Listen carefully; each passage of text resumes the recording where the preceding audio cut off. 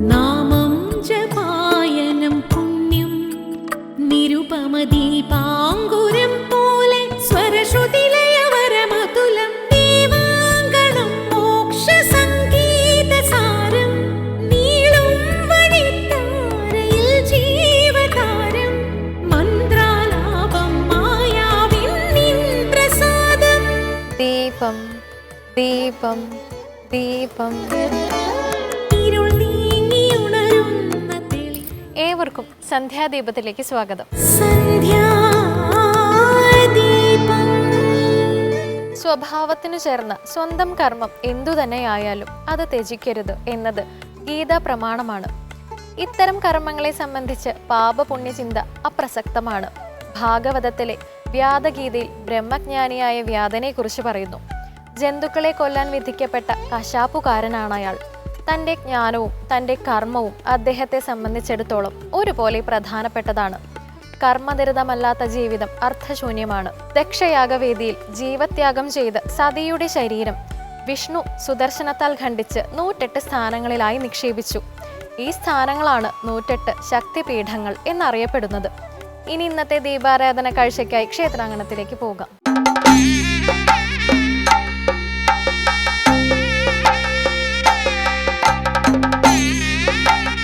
അതിപുരാതന കാലം മുതൽ മാതൃദേവതമാരെ പല രൂപഭാവങ്ങളിൽ ആരാധിച്ചിരുന്ന സമൂഹമാണ് ദ്രാവിഡ സമൂഹം.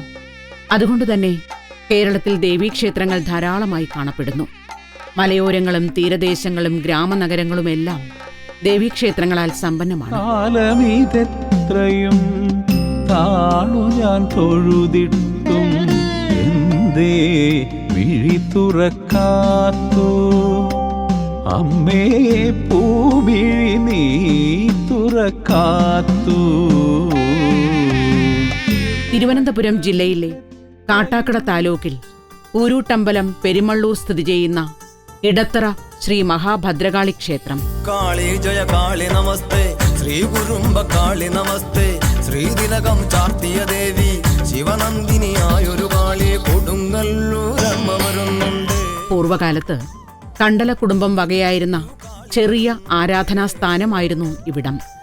വിശാലമായ പാടങ്ങൾക്ക് സമീപമുള്ള മൈതാന സദൃശ്യമായി കിടക്കുന്ന ഈ പ്രദേശം ആടുമാടുകളെ മേയ്ക്കുന്നവരുടെ വിശ്രമ സങ്കേതം ആയിരുന്നതിനാലാണ് ഇടത്തറ എന്ന പേര് വന്നത് എന്നാണ് സങ്കല്പം. അമ്മയായി സൽക്കർമ്മ മർമ്മമായി ഭക്തർക്ക് നന്മ തൻ വഴി കാട്ടി നിൽപ്പതും നീ. കുടുംബാരാധനാമൂർത്തിക്ക് ആണ്ടുതോറും കൊടിതി നടത്തുക എന്ന പഴയകാല കാവ് സമ്പ്രദായങ്ങളുടെ ആരാധനാരീതി അനുവർത്തിച്ചു വന്നിരുന്ന ഈ പ്രദേശത്ത് ഒരാൽമരം ഉണ്ടായിരുന്നതിനാൽ നാട്ടുകാർ അതിനു ചുവട്ടിൽ വിളക്കുവച്ചും പ്രാർത്ഥിച്ചും ആരാധനാമൂർത്തിയെ വിശ്വാസത്തോടെ സ്വീകരിച്ചു. കാലക്രമത്തിൽ നാട്ടുകാരുടെ പങ്കാളിത്തത്തോടെ ക്ഷേത്ര ചടങ്ങുകൾ വിപുലമായി.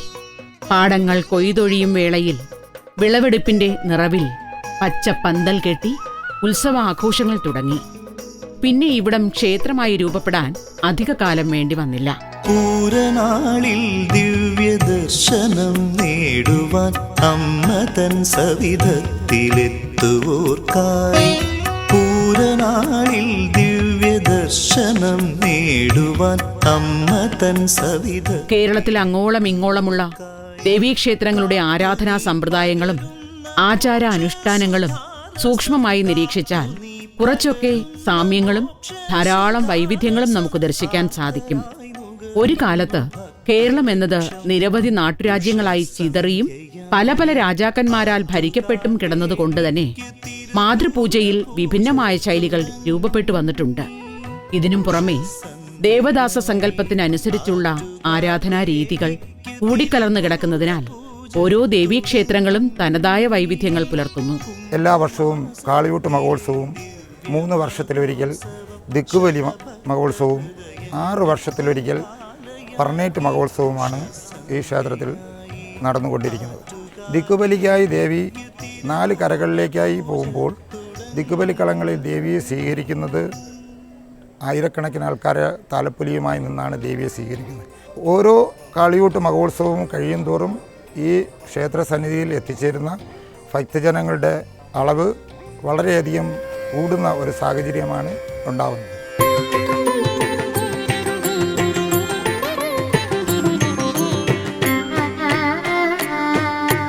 തിരുവനന്തപുരത്തെ ദേവീക്ഷേത്രങ്ങളെക്കുറിച്ച് അറിയാൻ ശ്രമിക്കുമ്പോൾ വെളിവാകുന്ന വസ്തുതകൾ ഏറെ രസകരമാണ്. ഇവിടുത്തെ ദേവീക്ഷേത്രങ്ങൾ പല വിഭാഗത്തിൽപ്പെടുന്നു. പാർവതി, ദുർഗ, ചാമുണ്ഡി, ഭദ്രകാളി, വാരാഹി എന്നീ ഭാവങ്ങളിലെല്ലാം ആരാധന നടത്തുന്ന ക്ഷേത്രങ്ങൾ ഉണ്ടിവിടെ. ഇതിൽ ഭദ്രകാളി ക്ഷേത്രങ്ങൾ തന്നെ വിവിധ തരത്തിലുള്ളവയാണ്. പഴയകാലത്തെ കാവുകളും കുടുംബാരാധനാ സ്ഥാനങ്ങളും ക്ഷേത്രം രൂപം പ്രാപിച്ചവയാണ് ഒരു വിഭാഗം. മറുവിഭാഗത്തിൽപ്പെട്ടവ മുടിപ്പുരകൾ എന്ന താൽക്കാലിക ആരാധനാ സ്ഥലങ്ങൾ ക്ഷേത്രങ്ങളായി പരിണമിച്ചവയാണ്. ആദ്യ വിഭാഗത്തിൽപ്പെട്ട ക്ഷേത്രങ്ങളുടെ പട്ടികയിൽപ്പെട്ടതാണ് ഇടത്തറ ഭദ്രകാളി ക്ഷേത്രം. കാവുകളും കുടുംബാരാധനാ സ്ഥാനങ്ങളും ഭദ്രകാളി ക്ഷേത്രമായി മാറുമ്പോൾ ഉണ്ടാകുന്ന മാറ്റം ഇവിടെയും സംഭവിച്ചു.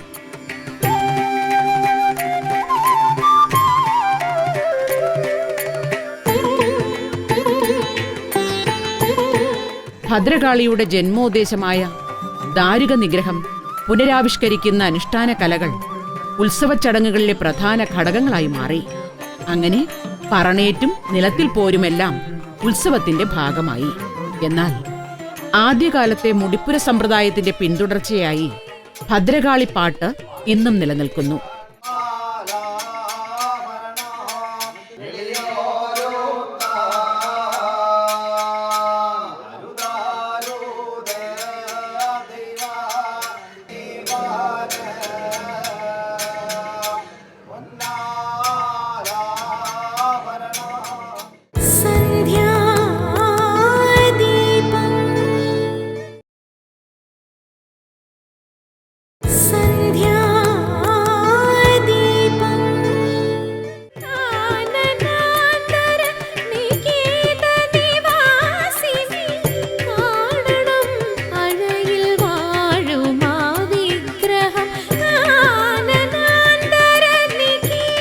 തികച്ചും കേരളീയ വാസ്തുരീതിയിൽ പണികഴിപ്പിച്ച മനോഹരമായ ക്ഷേത്രമാണ് ഇടത്തറ ശ്രീ ഭദ്രകാളി ക്ഷേത്രം.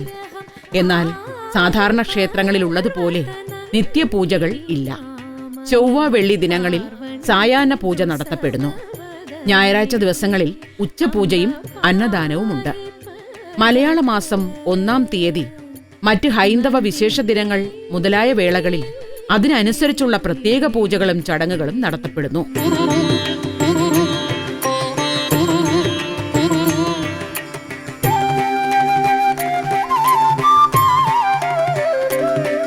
മീനമാസത്തിലെ ഉത്രം നാളിൽ കൊടിയേറി 8-ാം നാൾ ആറാട്ടോടെയാണ് ഓരോ വർഷവും കാളിയൂട്ടുത്സവം അവസാനിക്കുന്നത്.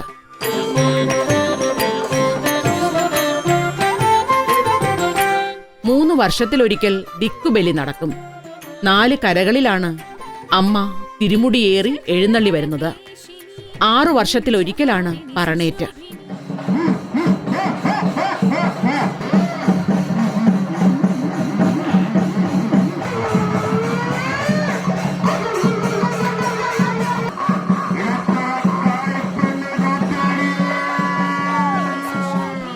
കാവ് സമ്പ്രദായം നിലനിന്ന കാലത്ത് തന്നെ പൊങ്കാല ഇവിടെ വിശേഷ ചടങ്ങായി നടത്തപ്പെട്ടിരുന്നു. വലിയ വാർപ്പിൽ പൊങ്കാലയിട്ട് വാദ്യ സമുദായത്തിൽപ്പെട്ട പൂജാരി പൊങ്കാല വിളയാടുന്ന സമ്പ്രദായമായിരുന്നു ആദ്യം. എന്നാൽ ഇന്നത് കൂടുതൽ ജനകീയമായി മാറിയിരിക്കുന്നു. തിരുമുടി വരുന്നതിന് മുമ്പായിട്ട് ഇവിടെ ഒരു പ്രധാന ഇതുണ്ടെന്ന് പറഞ്ഞാൽ പൊങ്കാല വഴിപാടാണ്. പൊങ്കാല ഈ ഉത്സവം 7 ദിവസത്തെ ഉത്സവം, 7 ദിവസത്തെ ഉത്സവം ഉണ്ടായ ആ 7 ദിവസത്തെ ഉത്സവത്തിൽ പൊങ്കാല വഴിപാടാണ് പ്രധാനമായ ഒരു വഴിപാടായി എന്ന് പറഞ്ഞാൽ പൊങ്കാല വാർപ്പിൽ, വലിയ വാർപ്പിൽ പൊങ്കാല ഇട്ടിട്ട് പരവനാശൻ എന്ന് പറയുന്ന ആ വാദ്യയാണ് ഇവിടുത്തെ മുഖ്യ കാർമ്മികത്വം. അദ്ദേഹം ഈ പൊങ്കാല വിളയാടും. ഈ തെങ്ങുംപൂ കൊണ്ട് പൊങ്കാല കോരി ദേഹത്ത് മുഴുക്കെ അടിക്കും. അങ്ങനെ ഒരു ചടങ്ങായിരുന്നു. അത് കാണാൻ ഇവിടെ പ്രദേശത്തുള്ള ഒരുപാട് ആൾക്കാർ വരുമായിരുന്നു.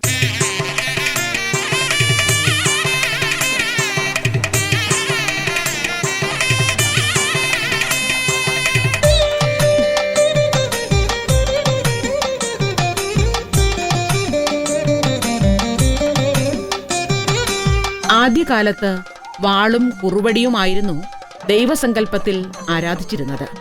പിന്നീട് തിരുമുടി നിർമ്മിച്ചുവെങ്കിലും ഒരു പ്രാദേശിക സംഘർഷത്തിൽ അത് തകർക്കപ്പെടുകയും കുറേ വർഷം ഉത്സവം മുടങ്ങുകയും ചെയ്തു.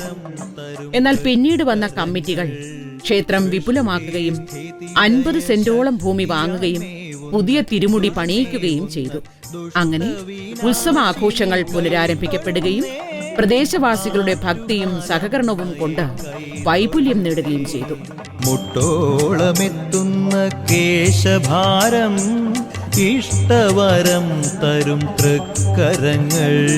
ഇടത്തറ ശ്രീ ഭദ്രകാളി ക്ഷേത്രം കേവലം ഒരു ആരാധനാലയം മാത്രമല്ല, ഭക്തരുടെ ആശാകേന്ദ്രം എന്നതിലുപരി കേരളത്തിലെ ക്ഷേത്ര പരിണാമ ചരിത്രം വിളിച്ചോതുന്ന സ്ഥാപനവും കൂടിയാണ്.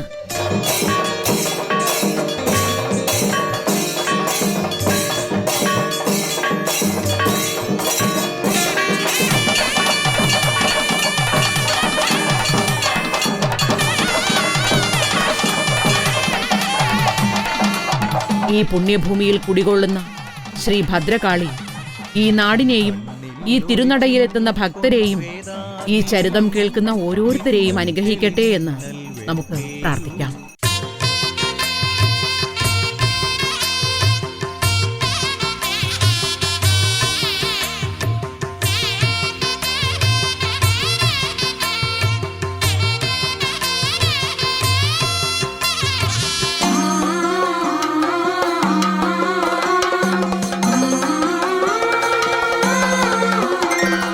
ധാരാളമായി കിട്ടുന്നതിന് എപ്പോഴും വില കുറയും. മാതാപിതാക്കളുടെ സ്നേഹത്തിന്റെ വില മക്കളറിയാതെ പോകുന്നതും ഏറെക്കുറെ ഇതുപോലെയാണ്. ധാരാളമായി കിട്ടുന്നതും വില നൽകേണ്ടതുമായ വസ്തുക്കളെ നിസ്സാരമായി കാണരുത്. പ്രപഞ്ചത്തിൽ വില കൊടുക്കാതെ നമുക്ക് ധാരാളമായി കിട്ടുന്ന വിഭവങ്ങളുണ്ട്. വായു, ജലം, പ്രകാശം എന്നിവയാണത്. അവ ലഭിക്കാതെ വന്നാൽ എന്ത് സംഭവിക്കും എന്ന് നമുക്കറിയാം. സ്നേഹവും ഇതേ ഗണത്തിൽ പെടുന്നു. അതിനാൽ അതും അമൂല്യമാണെന്ന് തിരിച്ചറിയുക. ഇന്നത്തെ സന്ധ്യാദീപം ഇവിടെ പൂർണ്ണമാകുന്നു. ഏവർക്കും നന്ദി.